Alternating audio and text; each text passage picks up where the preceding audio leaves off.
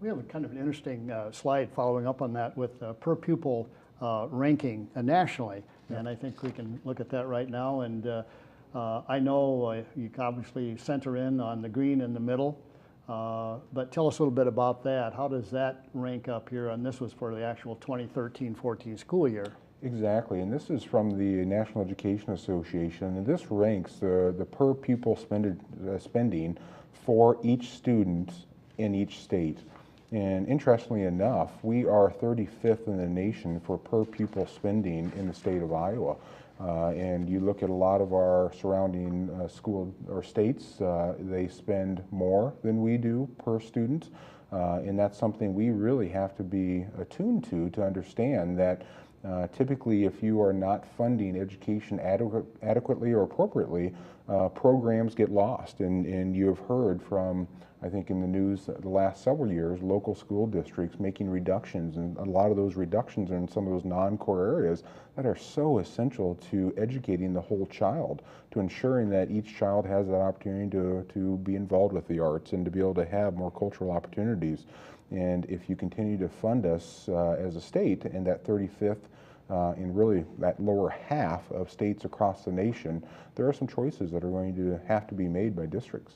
And then we have some interesting slides here, Doug, on our per student spending in a comparative basis. We have two slides that they're very, this will be reduced a little bit on the next slide, but talk a little bit about that, Doug. Well, what you're seeing here is a rank since 2008 of funding changes across the nation.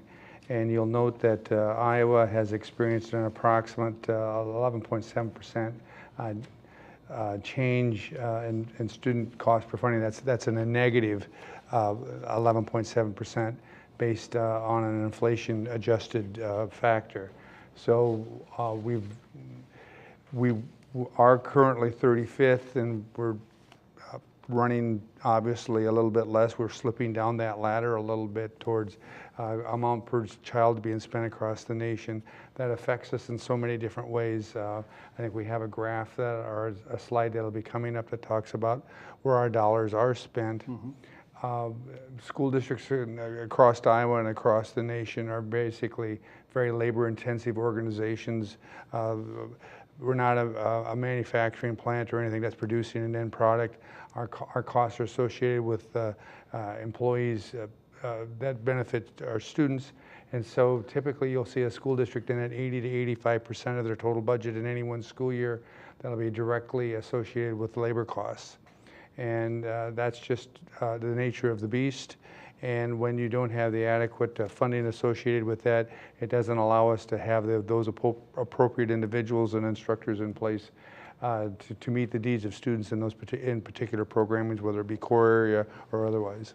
And that slide is a very interesting slide, because the target of that slide is really to look at what happened since the recession. You know, the recession that took place in 2008, which affected really the whole country and certainly the international and whole world. But Iowa right now, there are only 10 states that have actually reduced more in state spending, and this is inflation adjusted, in Iowa. And you could look at those states and where they're at. But 11.7 decrease since 2008 in per pupil expenditure is really a large number when you look at then how do we continue those programs, how do we continue to fund our students appropriately to get the education that's necessary. Well, there are so many factors that Doug has referenced here, as well as you, Andy, that we're going to take a look at in the second portion of the program, you know, with such things as general fund expenditures and property tax rate history and things like that, that may not be the most exciting thing to discuss, but they're very important. Yes. As we deliver that educational program for our students. So we'll return after the break and continue our discussion on school finance. Thank you.